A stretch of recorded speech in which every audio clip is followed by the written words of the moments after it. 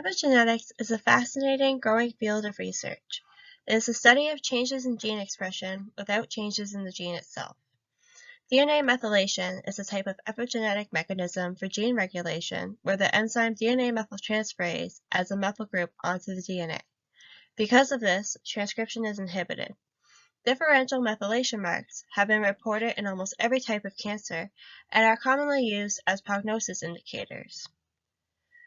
Triple-negative breast cancer is a very aggressive and invasive type of cancer, and it's characterized by the lack of estrogen and progesterone receptors. The lack of these receptors is caused by excess methylation of these genes, which makes the cancer untreatable by anti-estrogen drugs like tamoxifen. Therefore, I hypothesized that treating triple-negative breast cancer cells with a demethylating drug like azacitidine would induce the expression of the estrogen receptor, potentially making the cells available for hormonal therapy. So basically, this is my experimental design in a picture down on the left. We have the initial treatment of MDA-MB231 cells, which are triple-negative breast cancer cells, and MCF7s, which are breast cancer cells, but they still express the receptor. They were treated with azacitidine in doses ranging from 2 to 4 micromolar for 4 to 5 days. Then I stained the cells with fluorescent antibodies to determine the estrogen receptor status. Then the cells were challenged with another treatment, tamoxifen, an estrogen-mediated cell cancer toxin, to determine the susceptibility after the azacitidine treatment. The DNA from the azacitidine-treated cells underwent bisulfite conversion, and the primers for PCR were methylation specific. Therefore, viewing the amplicons on a gel would help confirm the methylation status of the gene.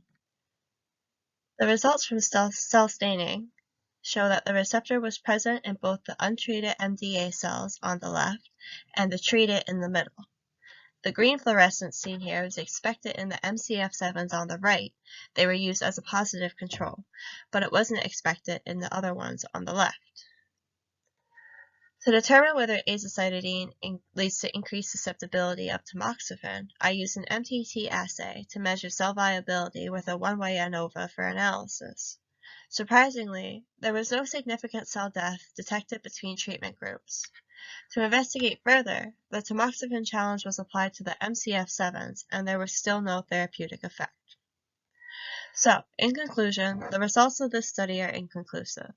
The estrogen receptor being shown in the MDAs without any treatment influenced the whole study because it was very unexpected. There does seem to be a bit of increased expression in the treated cells, but not enough to draw conclusions.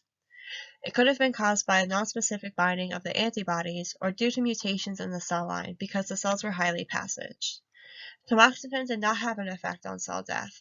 However, since the MDAs were expressing the estrogen receptor regardless of AZA treatment, the data was inconclusive as well. Using a different type of cell line with no estrogen receptor at all as a negative control would probably provide better results. PCR data was not shown because the amplicons were not visible on a gel. This could be because the DNA wasn't successfully bisulfite converted.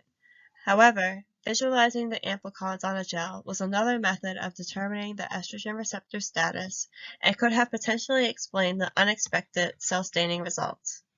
Either way, azacitidine is an approved cancer treatment and demethylating drug that shows promise for treating other types of cancer in literature. For future studies, a treatment group including the MCF7s with just tamoxifen would be a helpful addition to the MTT assay to see the effects of just a hormonal treatment. A longer dose and duration of the tamoxifen treatment would possibly be more sufficient in causing cell death as well. Freshly obtained cell lines is also a helpful recommendation to prevent mutations caused by highly passaged cells. Lastly, sequencing the DNA after bisulfite conversion and PCR would be an effective method of calculating precise amounts of demethylation caused by the azacitidine treatment.